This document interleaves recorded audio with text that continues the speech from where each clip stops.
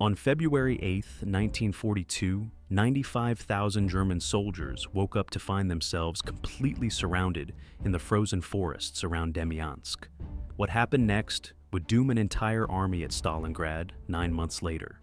This is the story of how success became the most dangerous teacher in military history. The Demyansk pocket survived through an unprecedented airlift operation. The Luftwaffe flew over 32,000 cargo sorties, delivered 24,000 tons of supplies, brought in 15,000 replacements, and evacuated 22,000 wounded. That survival proved air power could save encircled armies. But the proof was a lie. The conditions that made Demyansk survivable were unique, unrepeatable, and fundamentally misunderstood. When Nazi leadership applied those lessons to Stalingrad, they guaranteed one of history's most catastrophic military defeats. As German forces stalled before Moscow in December 1941, the Soviets prepared their counterattack across a 1,000-mile front. The counteroffensive began on January 7, 1942. General Pavel Kurochkin commanded the Soviet Northwest Front. His forces struck south of Lake Ilmen that morning, with 400,000 troops advancing towards Staraya Russa and Demyansk. The temperature had dropped to 30 below zero. The ground was frozen solid, but the Red Army was moving. This was no local operation. The Soviet winter campaign stretched from December 1941 to May 1942, 5 full months of continuous offensive operations. Stalin believed the time had come for a radical breakthrough in the war. The Germans want to gain time and win a respite, he told his commanders. Our job is not to give the Germans this respite, to push them ceaselessly westwards, to force them to use up their reserves even before the spring, and thus to ensure the complete defeat of Hitler's troops in 1942. The Toropets-Cholm offensive kicked off on January 9th, forming the southern pincer. The northern pincer had begun 2 days earlier. The Soviets were attacking everywhere at once. The Moscow Strategic Offensive, the Lyuban Offensive, the Rzhev-Vyazma Operation, multiple simultaneous operations across the entire front. Each operation fed off the others. Each created opportunities for exploitation. German intelligence officers studied their maps with growing alarm. The Wehrmacht had pushed deep into Soviet territory during the summer and fall of 1941. Now those deep penetrations created vulnerable salients, exposed flanks. Long supply lines stretched across hostile territory. The German army was overextended. Winter had come early and brutal. The terrain around Demyansk offered no comfort. A Soviet battery commander named Vladimir Flankin later wrote about the region. The Northwest is difficult in its own way. True, it almost never has fierce frosts or unbearable heat. Its climate is mild and humid, but it has forests and swamps everywhere. And it is humid all year round. Stray off the track and you will plunge into a swamp up to the waist.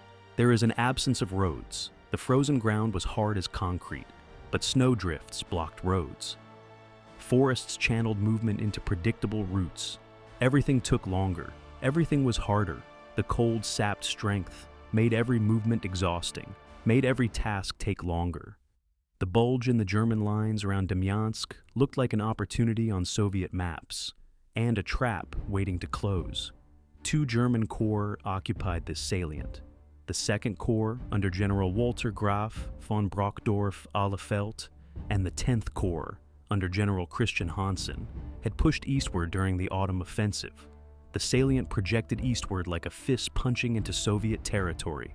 Lake Ilmen formed a natural obstacle to the north, a frozen expanse of ice in winter, impassable swamp in other seasons. The German salient extended beyond the lake's eastern shore, creating a vulnerable configuration that invited envelopment.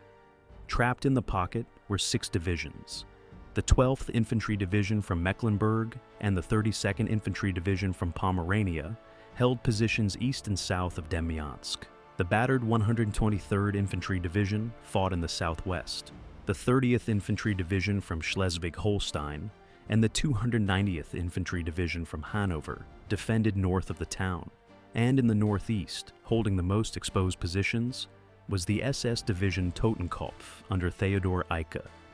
Eicke was no ordinary commander. Before the war, he had served as inspector of all Nazi concentration camps. He had personally executed SA Chief Ernst Röhm during the Night of the Long Knives in 1934. His division had been formed from concentration camp guards, men who had learned brutality as a profession.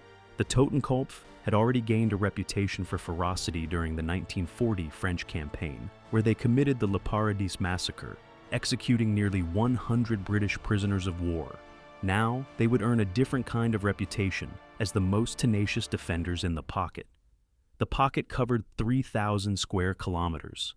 The perimeter that had to be defended stretched 186 miles. The distance across the pocket was 30 to 45 miles. Soviet planners saw the opportunity immediately. Attack north of the salient, attack south of the salient. The two pincers could meet in the German rear. The geometry was simple. The prize was worth the effort. Two entire German corps. Trapped. Cut off. Destroyed. On February 8, 1942, the ring closed at the village of Zaluchai. The Soviet 1st Army and 11th Shock Army, supported by the 1st and 2nd Guards Rifle Corps, completed the encirclement. Two entire German corps were now trapped. 90,000 German troops and around 10,000 auxiliaries, including labor service, police units, and construction workers. The Third Reich leadership banned the use of the word pocket to describe it. Nazi propaganda preferred expressions like Fortress Demyansk or stronghold in the east. On February 22nd, Hitler designated it a Festung, a fortress to be held against all opposition. This was not a suggestion. This was an order. Every foot of conquered ground must be held. The Führer believed that elastic defense was cowardice. That withdrawal would become rout. That holding firm was the only option. The soldiers of 2nd Army Corps had their own name for their prison. They called it the County, since their commander von Brockdorf, Ahlefeld, was a genuine count, gallows humor in a frozen hell. German commanders immediately began planning breakout operations. Standard military doctrine was clear. When encircled, you break out immediately, before the enemy ring hardens, before supplies run critically low. You gather your forces. Pick the weakest point in the enemy ring. Concentrate everything there. Punch through. Accept heavy casualties but save the army. But the orders from higher command were different. Hold in place. Defend the pocket. A relief operation would be organized. The Luftwaffe would supply the pocket by air until relief arrived. Just hold on. Help was coming. What the Luftwaffe attempted at Demyansk had never been done before on this scale. General Fritz Morzig, commander of air transport forces, received urgent orders. He established his headquarters at Pleskow Sud near Pskov, a 1,200-meter airstrip equipped with hangars and repair facilities connected to the main railway line. His staff was tiny. Himself, 5 officers, and 3 enlisted men. Captain Mecher handled operations and intelligence. Captain Trautwein served as technical officer. Lieutenant Langer managed personnel. Lieutenant Oberländer ran communications. Lieutenant Berndt rounded out the team. Morzig began assembling 15 groups of transport aircraft. Junkers Ju-52 tri-motor transports formed the backbone. These were the workhorses of German military aviation, reliable, rugged, slow. Each aircraft could carry approximately 2 tons of cargo or 20 fully equipped soldiers. The payload was limited, the number of aircraft was limited, but the need was absolute. The pocket contained 2 viable airfields, Demyansk itself and Pesky to the south-southeast, a strip approximately 600 meters long and 30 meters wide made of hard-packed snow on the flat terrain. Pesky could only handle 3 to 6 aircraft at a time. A marked drop zone on open ground allowed supplies to be parachuted when aircraft could not land. The daily requirement was 300 tons, the bare minimum to sustain 95,000 men. Each Ju-52 carried 2 tons. The math was brutal. At 2 missions per day per aircraft, Morzig would need at least 75 transports flying constantly without losses. He would not have anything close to that margin. But there was no alternative. If the airlift failed, the pocket would die. The transports flew in formations of 20 to 40 aircraft, operating between 1,800 and 2,400 meters altitude. Soviet fighters challenged the transports. Messerschmitt Bf-109s and Focke-Wulf FW-190s flew escort missions. They tangled with Soviet fighters over the pocket. Sometimes the escorts succeeded, sometimes Soviet fighters broke through. A Ju-52 had no chance against a fighter, no defensive armament that mattered, no speed to escape, no maneuverability to evade. When fighters got through, transports died. Anti-aircraft guns ringed the pocket. They fired on every approaching aircraft. Transports were large, slow targets. Losses mounted. Each lost aircraft meant lost cargo, lost crews, reduced capacity for future missions. But from mid-February, the weather improved significantly. And critically, Soviet air forces in the area were relatively inactive, still recovering from the disasters of 1941. The Red Air Force had been devastated during the initial German offensive. By early 1942, Soviet aviation was rebuilding, but it was not yet the formidable force it would become later in the war. The airlift worked because everything aligned: a manageable pocket size, adequate airfields, weak Soviet air opposition, reasonable distances to German bases. Sufficient aircraft scraped together from across the front. When even one of those factors changed, the equation would collapse. The airlift kept the Demyansk garrison alive, but alive in a frozen hell of constant combat and privation. Winter in northwestern Russia is merciless. Temperatures dropped to 40 below zero. The cold was a physical presence. It penetrated every layer of clothing. It froze exposed flesh in minutes. Sentries stood watch in 2-hour shifts. Longer than that, and frostbite was guaranteed. Men wrapped their faces in scarves, only eyes exposed. Breath froze instantly. Ice formed on eyebrows and beards. The cold sapped strength, made every movement harder, made every task take longer. The defensive positions were holes in frozen ground. Trenches carved from earth that was hard as stone. Dugouts roofed with logs and snow.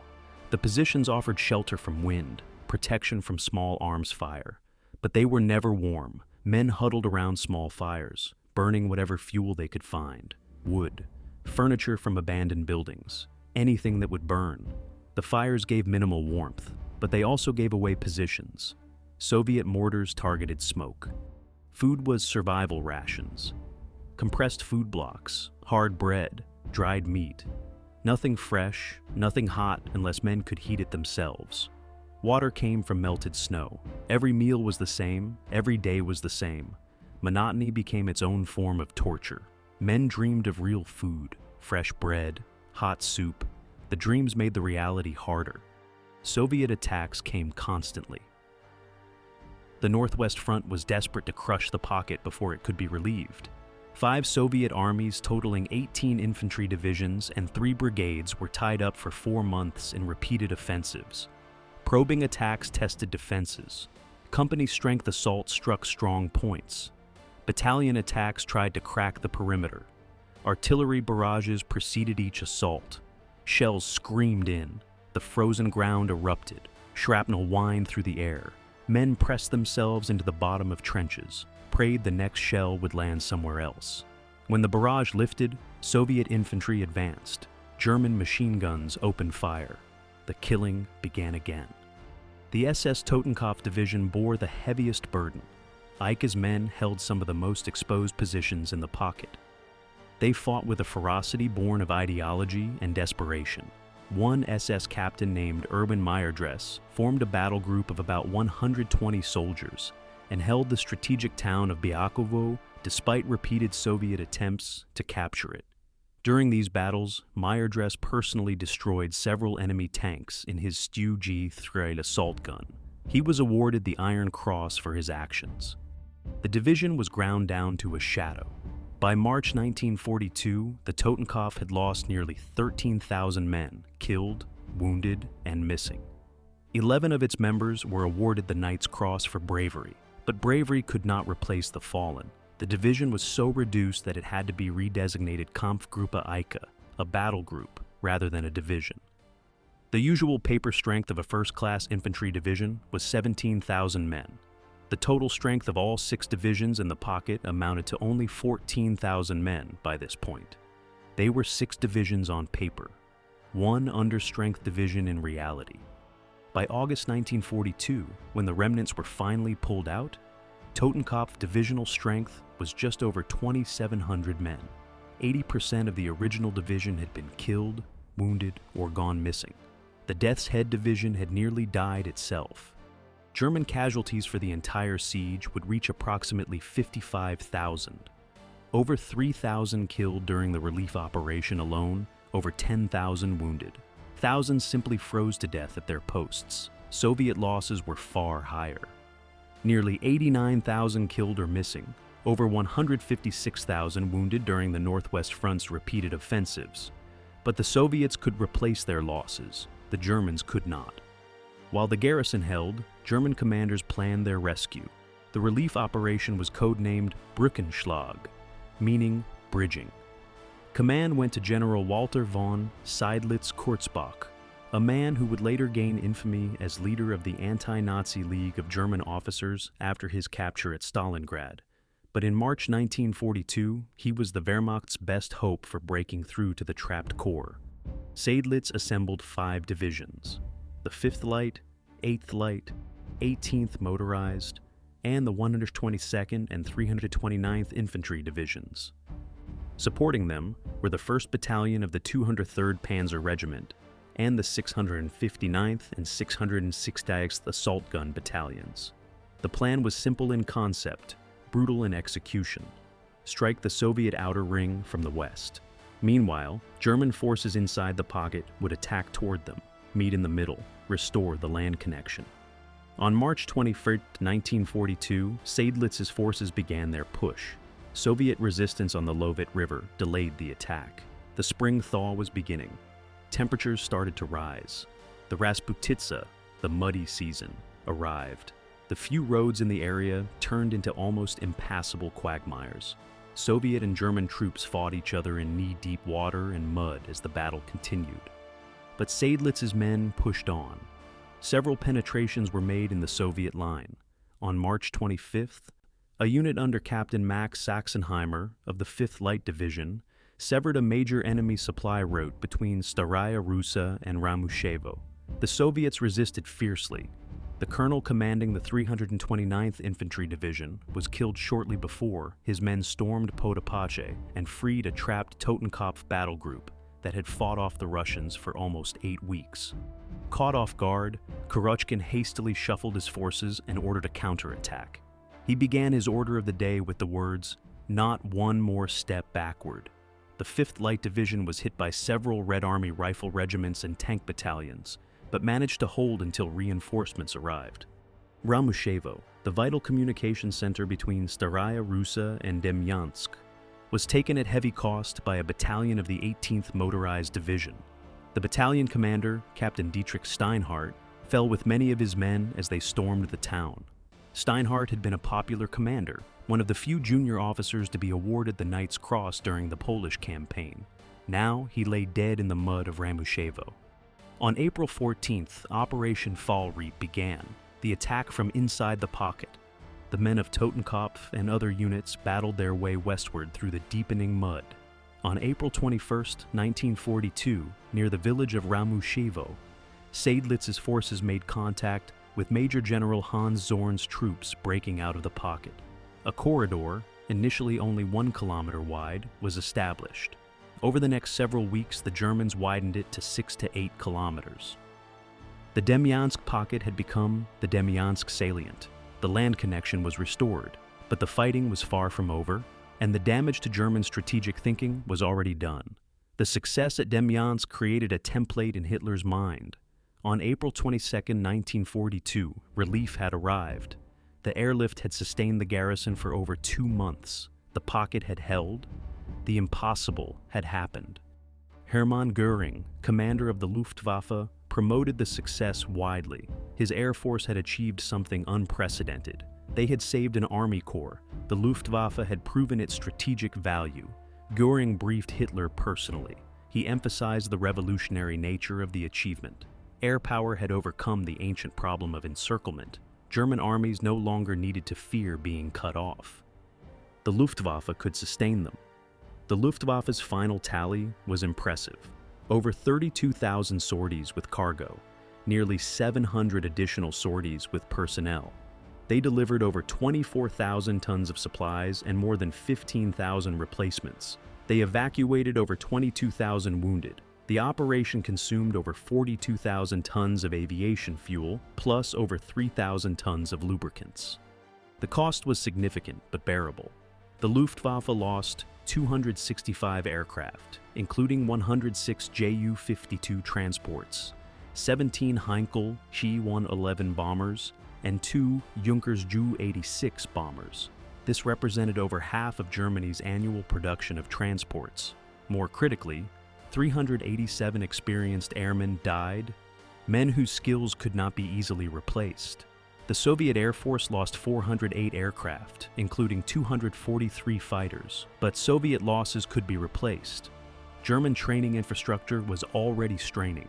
The British historian Richard Overy later called Demyansk a Pyrrhic victory. But Hitler and Göring saw only the outcome. The pocket had survived, the airlift had worked, the precedent was established. The Ramushevo corridor remained tenuous, attacked repeatedly throughout summer and autumn 1942. Soviet offensives on May 3rd through 20, July 17th through 24, August 10th through 21, and September 15 through 16 all failed to cut the corridor. The Germans fortified it relentlessly, 1,200 to 1,500 mines per kilometer in some places. A pillbox or bunker every 300 to 350 meters, but holding the salient drained German resources. 12 divisions were pinned down in what amounted to a static bulge, unable to contribute to operations elsewhere. The Luftwaffe continued to supplement ground supply with air deliveries. The bleeding never stopped. Yet what mattered most was what happened in Hitler's headquarters. The lesson drawn from Demyansk was simple. Encircled armies could be sustained by air until relief arrived. Hold fast. The Luftwaffe would deliver. That lesson would be tested again. At Stalingrad. When Hitler ordered the 6th Army to hold Stalingrad, he pointed to one precedent. November 1942. The 6th Army was trapped. Soviet forces had launched Operation Uranus on November 19th. Pincer attacks north and south of the city. The pincers closed on November 23rd. The ring was complete. Approximately 250,000 German and Axis troops were encircled, more than twice the Demyansk garrison. Field Marshal Friedrich Paulus commanded the 6th Army. He immediately recommended breakout, standard military doctrine, get out before the ring hardens. Hitler refused. On November 24th, at Hitler's headquarters, General Kurt Seitzler, the new chief of staff, presented the facts. The 6th Army required a minimum of 750 tons of supplies per day. The general staff had calculated that even 300 tons daily was beyond Luftwaffe capacity. What did Göring have to say? Hitler looked directly at the Reichsmarschall. It is doubtful Göring knew anything about the actual state of the Luftwaffe in Russia. For over a year, he had drifted between Berlin and Rome, occasionally amusing himself in Vienna, always seeking refuge from the grim reality of a world at war. Göring raised his right arm. Mein Führer, I assure you that the Luftwaffe can keep the 6th Army supplied. Seitzler refused to back down. The Luftwaffe certainly cannot. Göring retorted angrily. You are not in a position to give an opinion on that. Major Gerhard Engel, Hitler's army adjutant, recorded the scene in his diary. Reichsmarschall was enormously strong, said he would fly in any weather conditions. Demyansk and other cases had proved it possible. We were horrified at his optimism, which is not shared even by Luftwaffe general staff. Führer was enthusiastic about the Reichsmarschall, who would deliver the goods as he had done in the past. There was no chicken-heartedness with him, as there was in many army circles. The decision was made. The 6th Army would hold. The Luftwaffe would supply them. Relief would come, just as it had at Demyansk. Everything that made Demyansk survivable was absent at Stalingrad. The numbers told the story. Demyansk had 95,000 troops requiring 265 tons daily. Airfields were 200 kilometers from supply bases. Soviet air opposition was weak. The pocket covered 3,000 square kilometers of defensible forest terrain. Stalingrad had 250,000 troops, requiring 750 to 800 tons minimum. Airfields were over 400 kilometers from adequate bases. Soviet air forces were powerful and experienced. The pocket stretched across urban ruins with no natural defensive terrain. The Luftwaffe was exhausted. The transport force had suffered heavy losses throughout 1942, not just at Demyansk, but in North Africa, the Mediterranean, everywhere. Experienced crews were irreplaceable. Training units had been stripped to fill operational needs. Soviet air power in late 1942 was vastly stronger than it had been in early 1942. The Red Air Force had rebuilt. New aircraft were arriving from factories. Experienced pilots had survived and trained others. Soviet fighters swarmed the approaches to Stalingrad. They attacked German transports relentlessly. Luftwaffe fighters tried to provide escort, but they were outnumbered, outmatched. Transport losses were catastrophic. Aircraft were shot down daily. Dozens of transports were destroyed. Each loss reduced airlift capacity. Each loss killed experienced crews. The Luftwaffe was bleeding to death in the skies over Stalingrad. The airfields inside Stalingrad were death traps. Potomnik and Göring came under constant Soviet artillery fire. Unlike Demyansk, where airfields were relatively secure, Stalingrad's landing strips were exposed killing grounds. Aircraft were destroyed on the ground. Runways cratered. Ground crews and aircrew worked frantically. Get the cargo off. Get the wounded on. Get airborne again. Every minute on the ground was a minute exposed to artillery fire. As the pocket shrank under Soviet pressure, the airfields came under heavier fire. On January 15, 1943, Potomnik was overrun. Göring fell soon after. Weather was worse. The winter of 1942 to 1943 was brutal. Blizzards shut down operations for days. Visibility dropped to zero. Icing was deadly, but the 6th Army still needed supplies. Every day the airlift was grounded. The situation in the pocket deteriorated. Rations were cut. Ammunition was rationed. Men starved. The airlift delivered a fraction of what was needed. On good days, 100 tons reached the pocket. On bad days, nothing. The requirement was 750 tons daily. The 8,300 tons delivered over the entire 72-day siege would later be matched by the Berlin airlift in just under 2 days on average.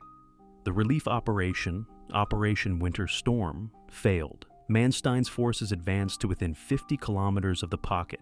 They could not break through. Soviet defenses were too strong. The relief force was too weak. Unlike Demyansk, where relief eventually succeeded, at Stalingrad it did not. The 6th Army would not be rescued. By January 1943, the 6th Army was dying. Units existed only on paper. Regiments were company-sized. Companies were squads. Men were too weak to fight, too weak to move. They huddled in ruins. They waited to die. They ate horses. They ate rats. They ate anything they could find. Wounded died because there were no medical supplies. Morphine ran out. Bandages ran out. Surgeons amputated frozen limbs without anesthesia. On February 1943, the last German units surrendered. Of 250,000 men encircled, fewer than 6,000 would ever see Germany again. The catastrophe was complete. The Germans estimated they lost 488 transports and 1,000 aircrew. Nearly double the Demyansk losses for a fraction of the result. The training program did not recover from these losses until 1944. By the following spring, the Stalingrad airlift had accounted for the loss of 240 training crews and 365 training aircraft. The irony was complete when Demyansk itself was finally abandoned. After Stalingrad's fall, Hitler's no-retreat doctrine finally cracked. On January 29, 1943, he authorized what he had refused for a year: withdrawal from the Demyansk salient. Georg von Küchler, commanding Army Group North, had been begging for this permission for months. Realizing that holding the bridgehead would be extremely difficult, he had asked Hitler to allow withdrawal. At first, Hitler refused, but on January 29th, the shadow of Stalingrad changed his mind. The Germans withdrew through the Ramushevo corridor, fighting off Soviet attacks from 3 sides. Marshal Timoshenko launched Operation Polar Star to cut off and destroy the retreating forces.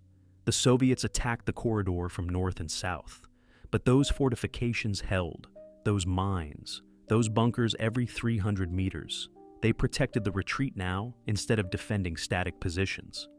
By February 22, 1943, 2nd Army Corps had abandoned Demyansk. On March 1, 1943, Soviet forces finally entered the town. They found it empty.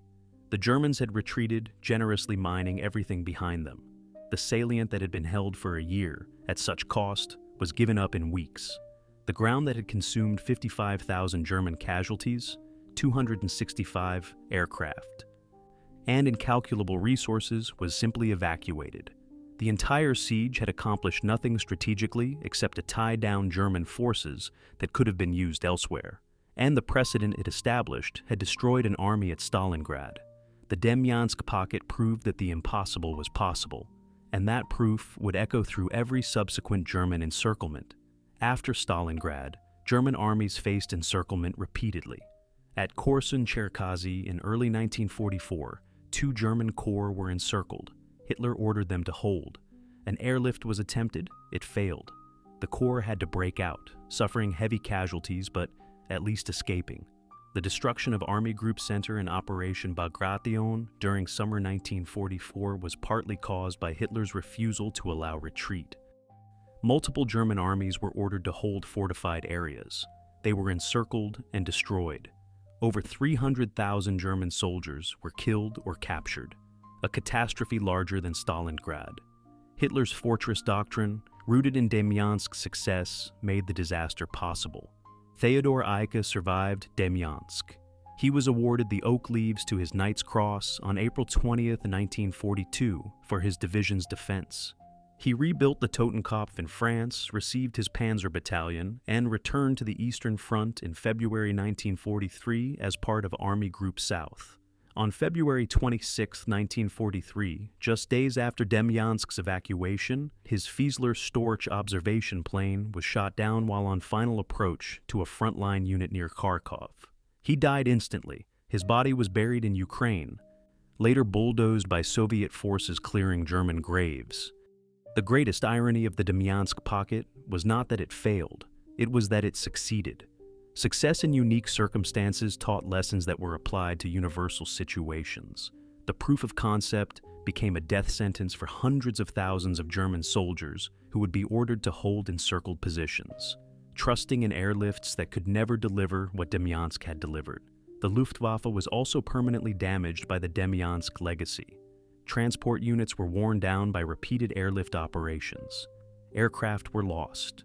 Experienced crews were killed. The transports were desperately needed for other missions, training new pilots, moving supplies to Africa, supporting operations in the Mediterranean. But transport aircraft were constantly diverted to supply encircled pockets. The Luftwaffe's transport capacity was squandered on impossible missions, missions that failed, missions that were doomed from the start. But Demyansk had proven airlift could work, so the missions continued. The transports were destroyed. The Luftwaffe's logistical capabilities were crippled for the rest of the war. The psychological impact on German leadership was profound. Demyansk created false confidence. It suggested that modern technology had changed fundamental military realities, that air power could overcome ancient limitations, that encirclement was no longer decisive. These beliefs were wrong, but they shaped decisions for years. They led to catastrophic miscalculations. They cost hundreds of thousands of lives. They contributed directly to Germany's defeat. Military analysts after the war studied Demyansk with fascination. An encircled army sustained entirely by air, fighting effectively after months of siege. This was unprecedented. This was revolutionary. This changed fundamental assumptions about encirclement warfare. But the analysts also understood what Hitler and Göring had not. The success depended on conditions that could not be replicated: smaller force, weaker enemy air opposition, shorter distances, adequate airfields, Soviet exhaustion from the winter campaign. Remove any single factor, and the outcome would have been different. Professional Wehrmacht officers had understood this at the time. Some had privately recognized that Demyansk was not replicable at larger scales or in different conditions, but their warnings were ignored. The success was too convenient. It validated Hitler's no-retreat doctrine. It proved Göring's Luftwaffe could perform miracles. The proof was more valuable than the truth. Sometimes the most dangerous victories are those that teach the wrong lessons. Demyansk was that victory. The Sixth Army at Stalingrad paid the price, and so did every German soldier ordered to hold an encircled position for the rest of the war, trusting in an airlift that would never come, waiting for relief that would never arrive, dying in pockets that should never have been held. If you enjoyed this story, hit subscribe for more World War II historical deep dives every week. Thanks for watching.